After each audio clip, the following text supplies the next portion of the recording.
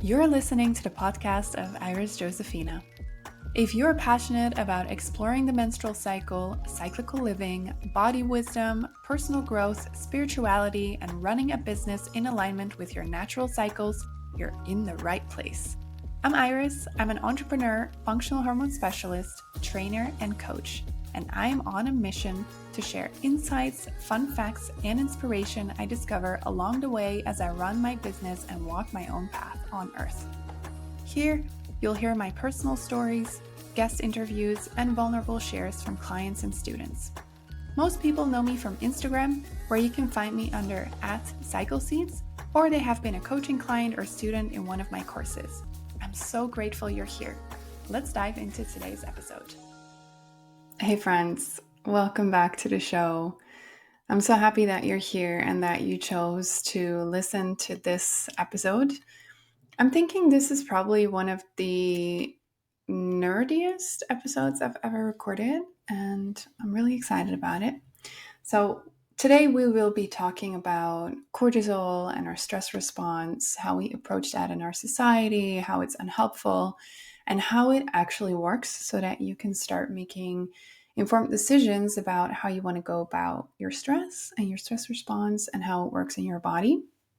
We have a lot to cover, so I'm just going to dive in immediately. And I'm really sure that every single person who is listening has experienced stress in their lives, in their bodies. I'm sure that everyone knows what stress feels like.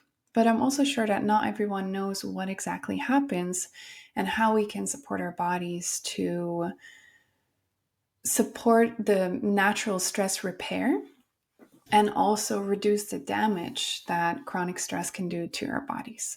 So without further ado, I'm just going to dive in. So our stress system is super interesting and it has a purpose. It has an evolutionary purpose, but I feel that these days it's also vilified as well, which makes us perceive stress as something bad, while this is not always the case because our bodies are built to deal with stress and recover from stress. And I'm really excited to dive into all things adrenals with you today. So grab a cup of tea. Maybe you want to have a notebook if you want to take notes, because we have a lot to cover. And I'm going to start with some adrenal physiology. So the adrenal glands are small triangular shaped glands that are located on top of your kidneys. And despite their very small size, they play a very crucial role in regulating various bodily functions through the hormones that they produce. And they are a very, very crucial part of a very important axis in the body, which is called the HPA axis, or the Hypothalamic-Pituitary-Adrenal axis, which means the communication system between your brain and your adrenals that produce your stress hormones. And I think most people know that the adrenals play an important role in how the body manages stress, but our bodies actually do so much more than that. They're also involved in our blood sugar management, our appetite, reproduction, even labor and birth, digestion and growth. And when it comes to our health and supporting ourselves, it's crucial that we know how to support the adrenals. And I'm sure that you, just like me, have had their fair share of adrenal issues and probably mostly hyperactivation of the adrenals and maybe exhaustion of the adrenals. And I definitely spent a big part of my life not knowing how on earth to manage and support my adrenal glands. And I hope that I can give you a little bit more clarity about how they work in this lecture. And then at the end, I'm going to give you some tools on how to actually support your stress repair system in the body. So the adrenal glands consist of two layers, the adrenal cortex and the adrenal medulla. The adrenal cortex is the outer layer of the adrenal gland, and it constitutes about 80 to 90% of its mass, and it synthesizes and secretes steroid hormones. And I'm sure that you heard of some of those. So cortisol, aldosterone, and also some sex hormones such as testosterone and estrogen. So the adrenal cortex is divided further in 3 different zones. I'm not going to bother you with all the difficult names of these zones, but each of these zones produce their own most significant hormone. So one zone produces aldosterone, which helps regulate electrolyte balance, particularly sodium and potassium levels in the body. Then another layer produces cortisol, and cortisol is involved in regulating our metabolism, our immune response, our stress response, and it also produces small amounts of androgens, which are precursors to testosterone. And then another layer produces androgens and primarily DHEA and androstenedione. And these androgens play a very important role in the development of secondary sexual characteristics, such as libido, etc.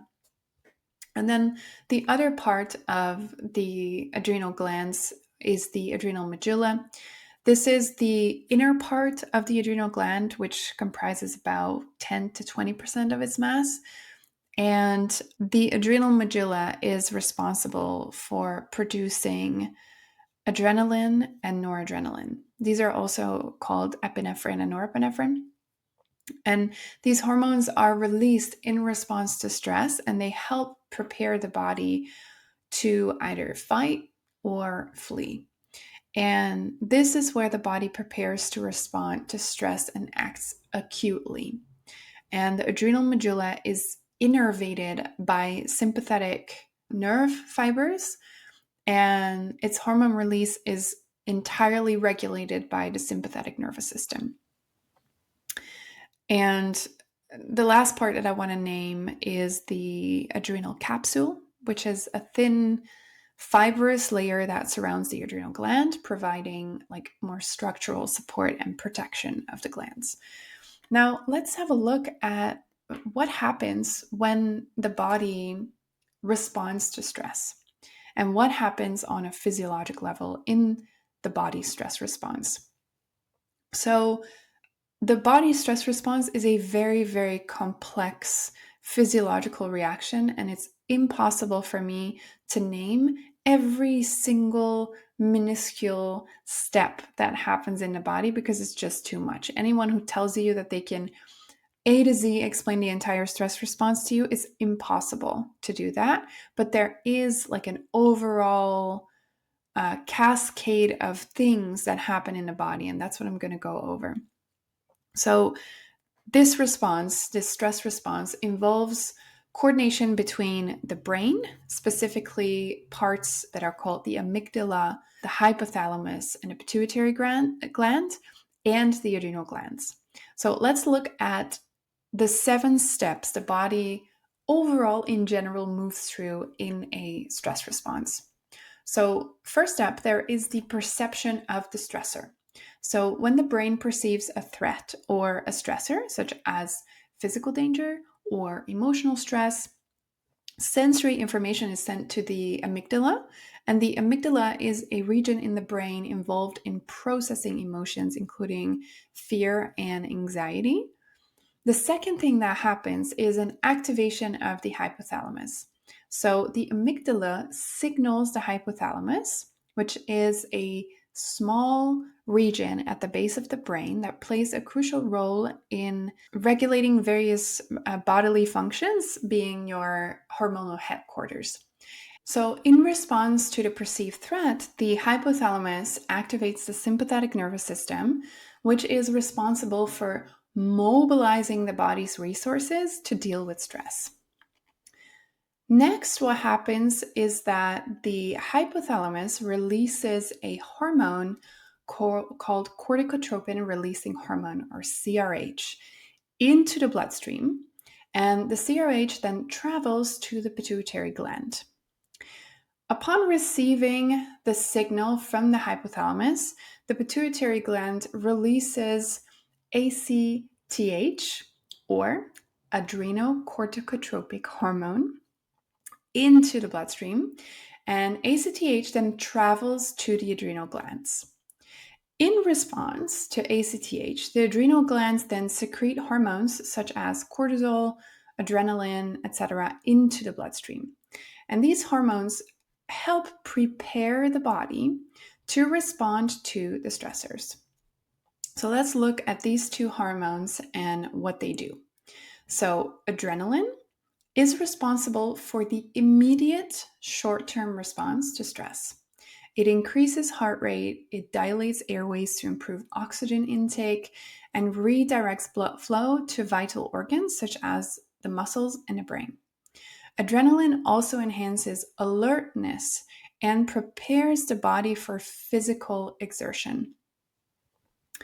Then, often referred to as the stress hormone, cortisol plays a very crucial role in mobilizing energy stores, so increasing blood sugar levels and suppressing non essential functions such as digestion and immune response, but also reproduction. And it also helps regulate inflammation and immune function as one of its other functions. And cortisol can be considered a long-term stress responder, and it powers us through demanding situations. And then, as cortisol and adrenaline circulate throughout the body, they trigger a series, actually, of physiological changes that collectively prepare the body to confront or flee from the perceived threat. These changes include increased heart rate, elevated blood pressure, heightened senses, increased respiration rate, and enhanced energy mobilization. So once the perceived threat or stressor has passed, the body's stress response begins to subside.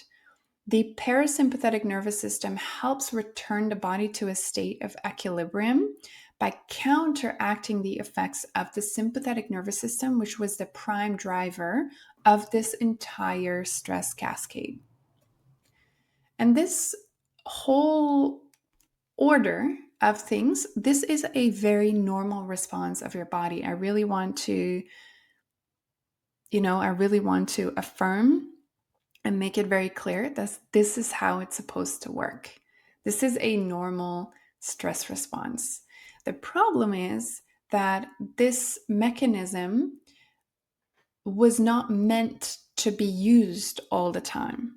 And our modern lifestyle revs up this stress response a bit too often and for a bit too long.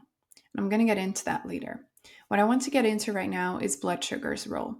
So, something that I find very noteworthy to mention is the role of glucose in this whole stress response process.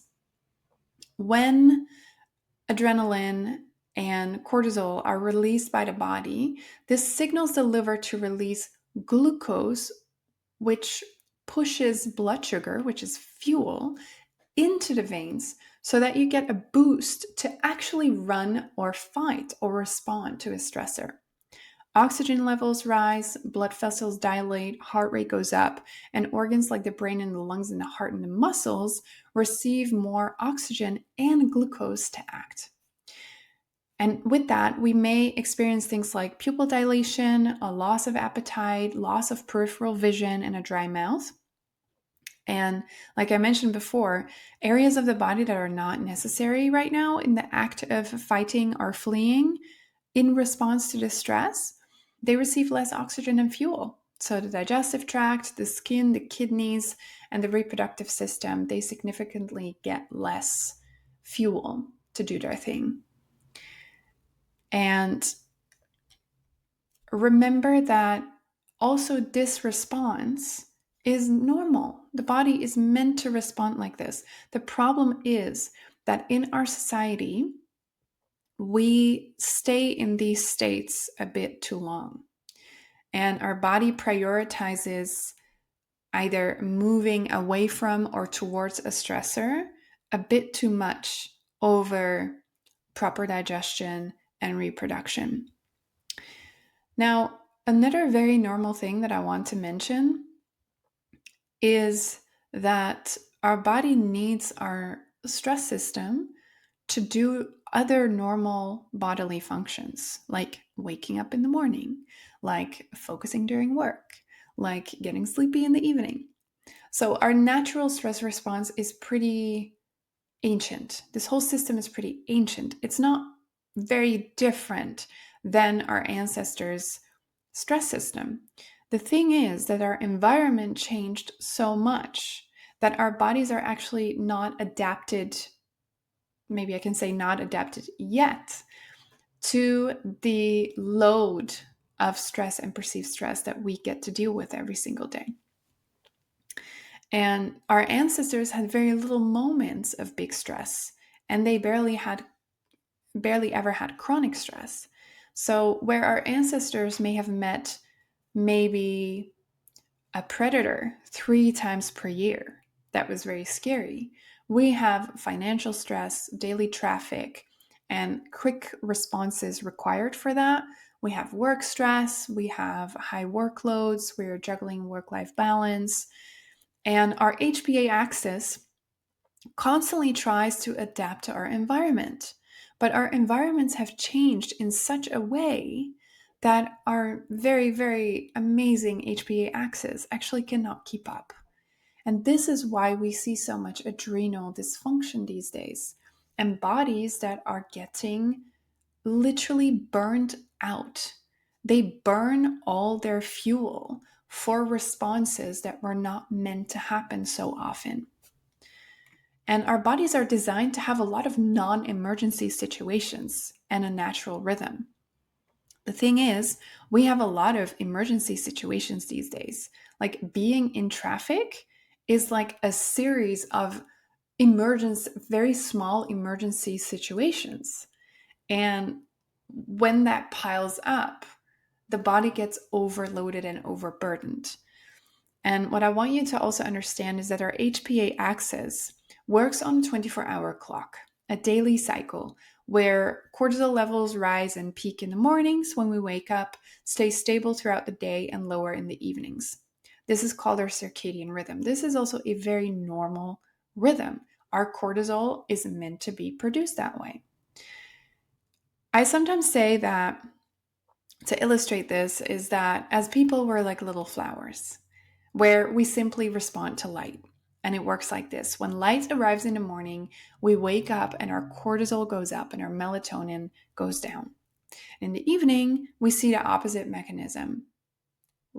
Cortisol goes down, melatonin goes up, and as soon as our eyes open in the morning, cortisol switches on and tells the body to start the day. If this response, which is called the cortisol awakening response, is impaired, which can happen because of the amount of chronic stress that we experience. When we experience chronic stress, remember, adrenaline is used for the short-term response. Cortisol is used for the long-term response, but we need cortisol for our natural sleep-waking rhythm. When our cortisol awakening response is impaired, for example, by chronic stress, this can have an impact on our blood sugar regulation, our ability to sleep, our ability to stay asleep, our ability to manage inflammation in the body.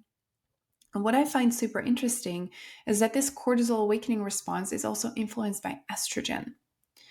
So our adrenocorticotropic hormone, the ACTH, remember I spoke about this one? It rises when estrogen is higher, and we see a significantly higher cortisol awakening response around ovulation in comparison to other phases in the menstrual cycle.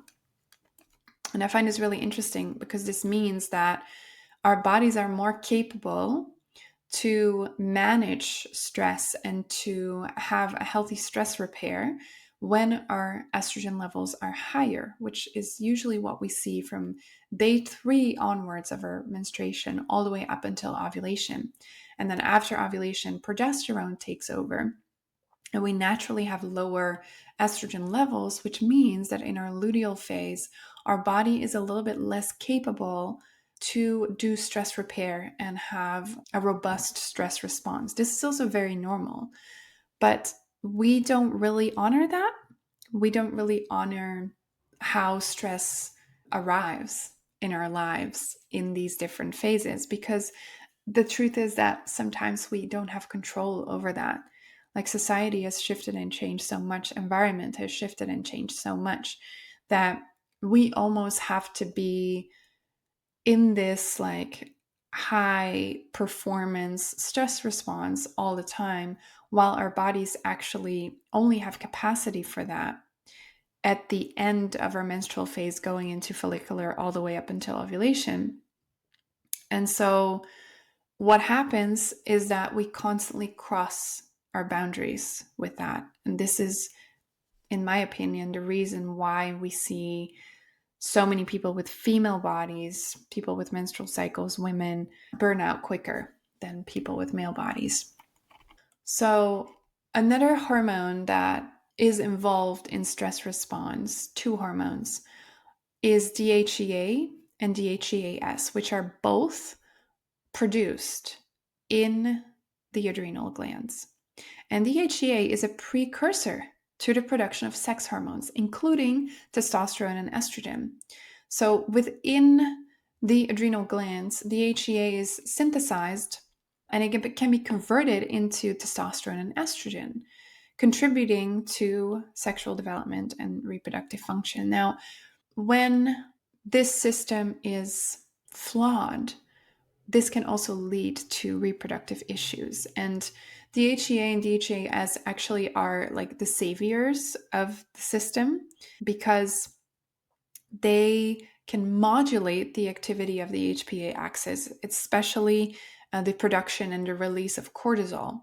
So DHEA actually has been shown to exert inhibitory effects on cortisol synthesis and secretion. So it acts as a negative feedback mechanism, helping to regulate cortisol levels within the body. Now, if the body perceives too much chronic stress, DHEA and DHEAS have a reduced ability to counteract the negative effects of excessive cortisol in the body. And while DHEA and DHEAS have been associated with promoting resilience to stress, when this whole system gets impaired, they also lose their ability to help us be more stress resilient.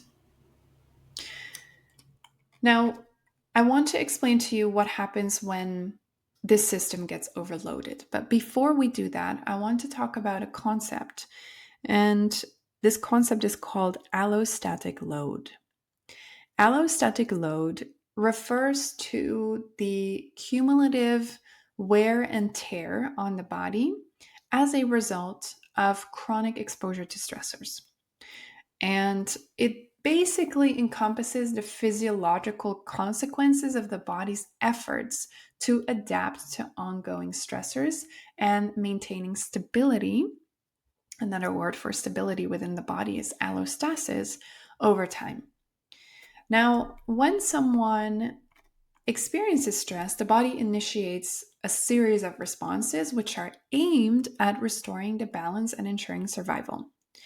This process we spoke about involves the activation of various physiological systems, including the HPA axis, but also the sympathetic nervous system and the immune system.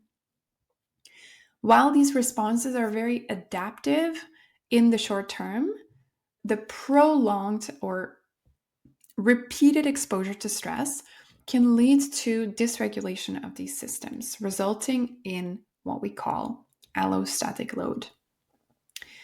Now, allostatic load reflects the cumulative impact of chronic stress on multiple physiological systems, including cardiovascular system, metabolic system, immune system, neuroendocrine system, etc. And over time, excessive or prolonged activation of stress and stress response pathways can lead to this physiological wear and tear, which then contributes to an increased risk of various health problems, including cardiovascular disease, metabolic disorders, immune function, hormone issues, mood disorders, and also cognitive decline. So there are many factors these days that contribute to allostatic load.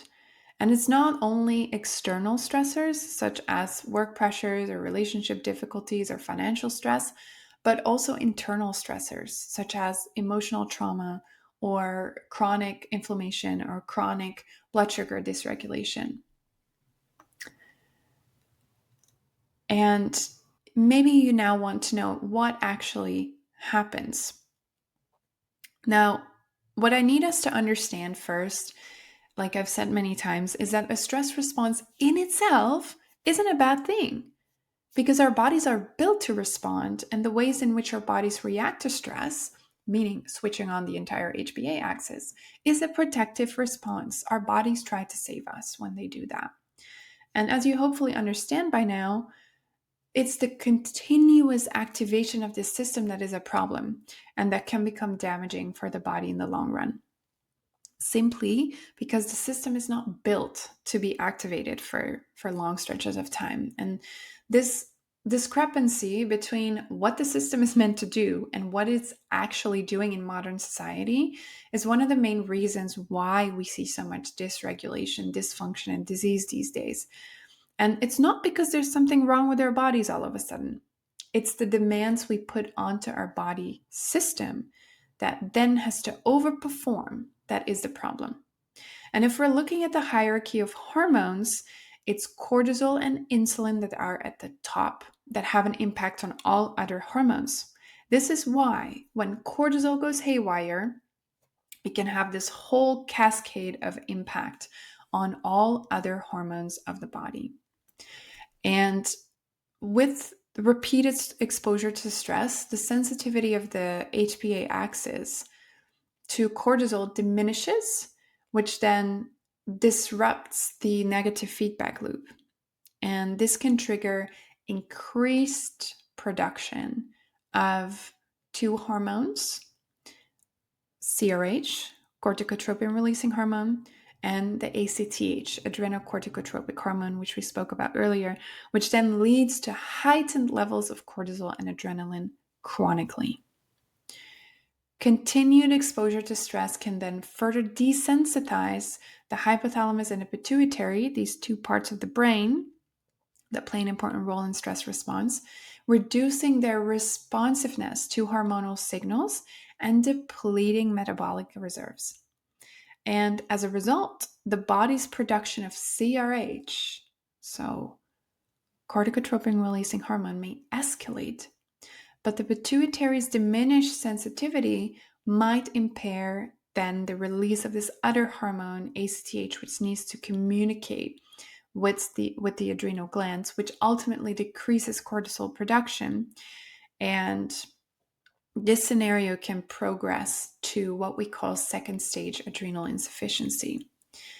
In the third stage of that, adrenal insufficiency becomes severe as the hypothalamus ceases to produce CRH altogether, which then leads to a whole cascade of problems. And HPA dysregulation and adrenal insufficiency can manifest in many different symptoms, including decreased stress resilience, extreme fatigue, cognitive impairment or brain fog, sleep disturbances, difficulty waking up, dizziness upon standing, abdominal weight gain, weakened immunity, reduced libido, depression, menstrual problems. So, what I want us to understand is that HPA axis dysfunction can lead to both high as well as low levels of cortisol. And what someone experiences is unique to their circumstances and their body, as well as how long they've experienced chronic stress and whether they've actively approached it or not. And what someone experiences also depends on how their liver clears cortisol or how the liver struggles with that. So there are various scenarios that we may see. So cortisol being high all the time and this situation becoming chronic for the body. Cortisol being low all the time, which is usually a consequence of stress levels being high for an extended period of time.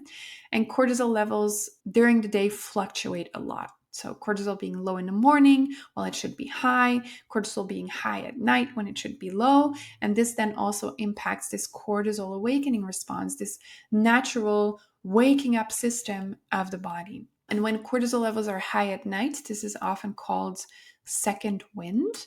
And what people may experience is a sudden rush of energy or focus in the evening when they're actually supposed to be getting tired for bed. And when cortisol is so high in the evening, this can also impact how the body impacts its immune function and how the body regulates blood sugar and insulin.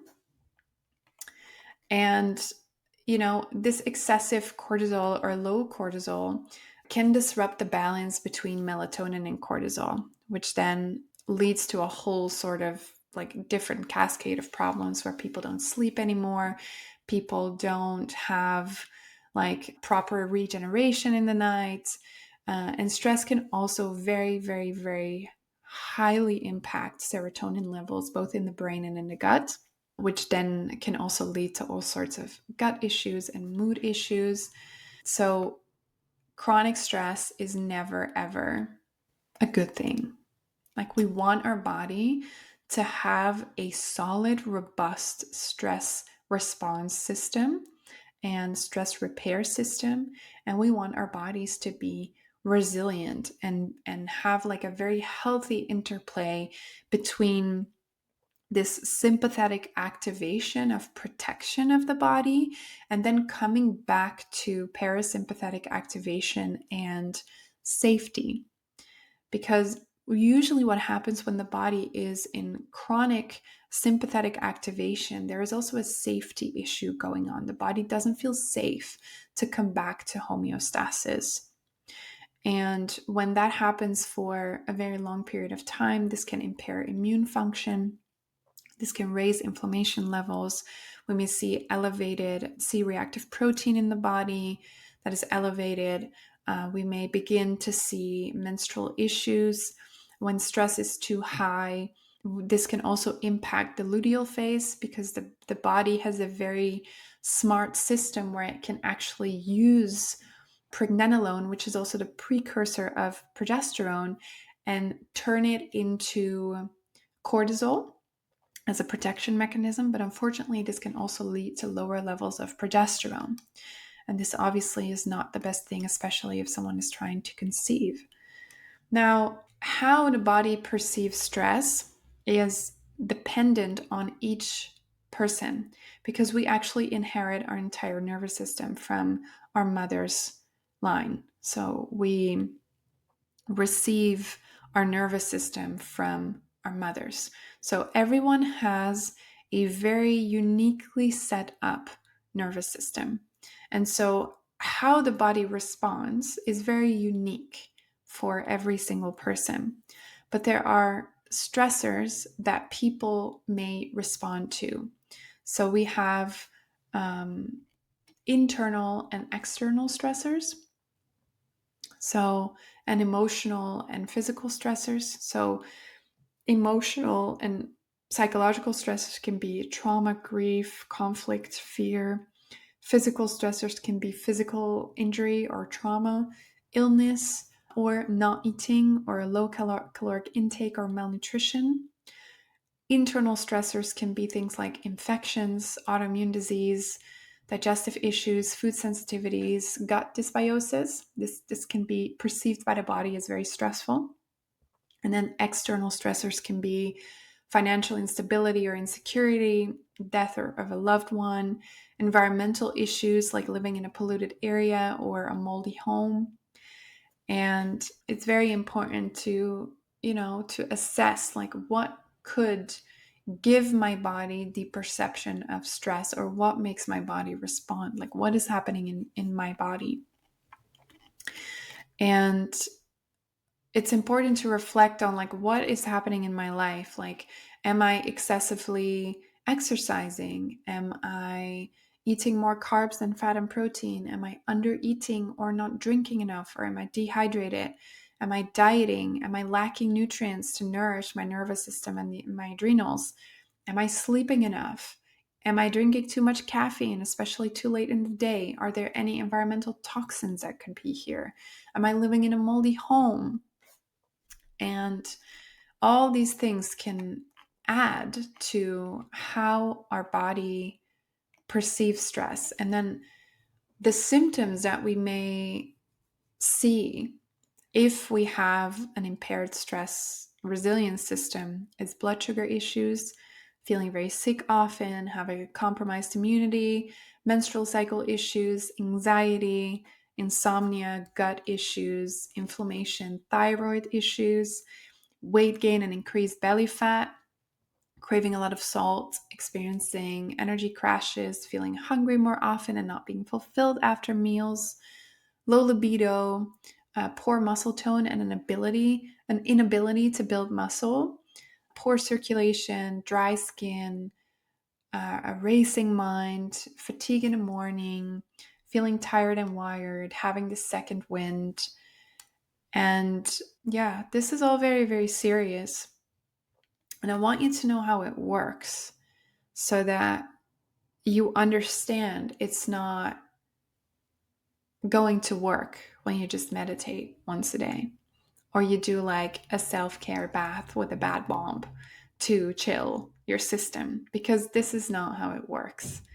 If we want to support our bodies, we need to approach stress from a very physiologic perspective, and we need to understand that we are asking more of our bodies than they can give. Like I explained earlier, chronic stress is the consequence of us and our environment asking too much of our physiology and not honoring our physiology.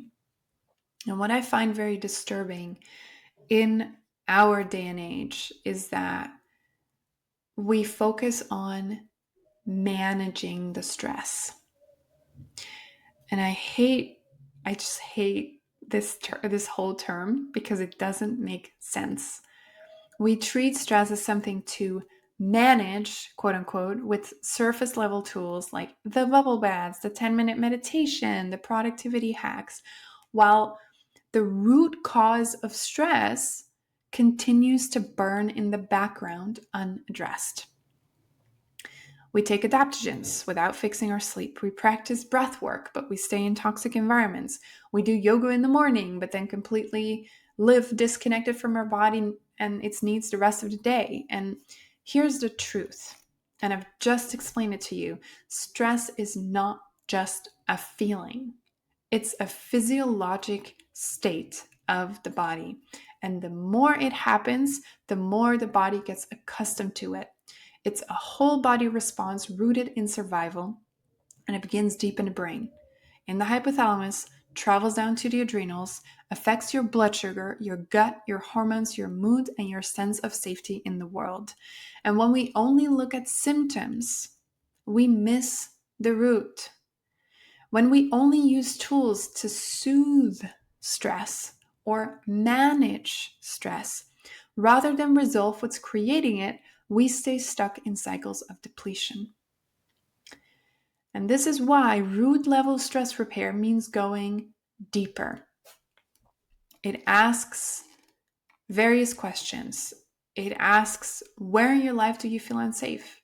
What rhythms is your body craving that you're not honoring? What has your body been carrying for far too long without support? And which stressors are chronic in your environment, but you treat them as normal? If we have the answers to all these questions, this is where true healing happens. It's not in the quick fixes, but it is in the courage to restructure your life around safety. Because the body does not heal in survival mode, it heals in safety. It heals when cortisol is not constantly overriding every other hormone. It heals when we eat enough, when we rest enough, when we feel, when we play, when we connect, when we cry. It heals when we stop glorifying exhaustion and start honoring our design, which is a very beautiful oscillation of activation and compression. activation and compression, activation and compression. And here's the beautiful thing. When you address stress at the root, not just the symptoms, you don't just feel calmer. You get your vitality back. You digest better. You sleep better. You bleed with more ease. You ovulate robustly. And you begin to thrive again, not just survive. And this is what I mean when I talk about stress resilience. It's not about avoiding stress entirely. It's about repatterning your foundation so that your body is no longer constantly under threat. And it's less about doing more and more about being in right relationship with your life and your body and the pace in which your body thrives. And what we need to do with that is we need to honor our innate design. As soon as we start ignoring our innate design and start throwing band-aids at our stress problems, we're not going to solve anything. I know you tried the meditation, you tried the breath work, you do the gratitude journals, and maybe they help a little bit, but something still feels off. Maybe your body still crashes in the afternoons. Maybe you still wake up anxious and wired and tired. You still feel like your hormones are all over the place. And that's because most stress tools just scratch the surface. And I'm going to say it again, your body cannot heal if it doesn't feel safe. And safety isn't created through hacks. It is built through deep repair at the cellular, hormonal, and nervous system level. And this is exactly what we do inside my 2-day immersion, Rooted, Resilient, and Resourced. This is created for people with menstrual cycles who are tired of spinning their wheels with stress tools that don't get deep enough. This immersion is an experience where I will cover more science, more than I shared today, more science behind stress hormones in your cycle and how your HPA axis governs everything, how to reset your circadian rhythm and recover mitochondrial energy, because this is the missing link in most stress protocols. I haven't touched upon it here. I'm going to dive really deep into that in this 2-day immersion. And also the hidden ways in which stress impacts your digestion, your libido, your blood sugar, and your thyroid, and how to repair. And I'll also cover the difference between regulating your nervous system and actually reducing the need for constant regulation, and how to live in a way that supports your biology instead of burning it out. It's really not about the band-aids. It's about getting to the root so your body can return to a state it was designed for: vitality, steadiness, healthy circadian rhythms, healthy cycles, healthy digestion, proper sleep, all the things, and a robust stress response. And I just want to ask you, what is it costing you to keep operating from depletion? I've been there. How many mornings have you woken up feeling unrested, overwhelmed, or like you're already behind?